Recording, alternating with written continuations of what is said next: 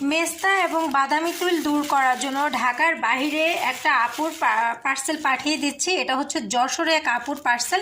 তো আমি আপনাদেরকে দেখাচ্ছি, উনি হচ্ছে কোরিয়ান কসডে বাহা ব্র্যান্ডের সিরামটা নিচ্ছে মেস্তা বাদামি তিলের জন্য। এটা কিন্তু মেস্তা বাদামি তিল দূর করবে, পাশাপাশি আপনার স্কিনটাকে ব্রাইট করবে এবং ভেতর থেকে যত ধরনের দাগ আছে সেগুলোকে রিমুভ করবে। এটা খুবই কার্যকরী একটা সিরাম, কোরিয়ান ব্র্যান্ড কসডে বাহা।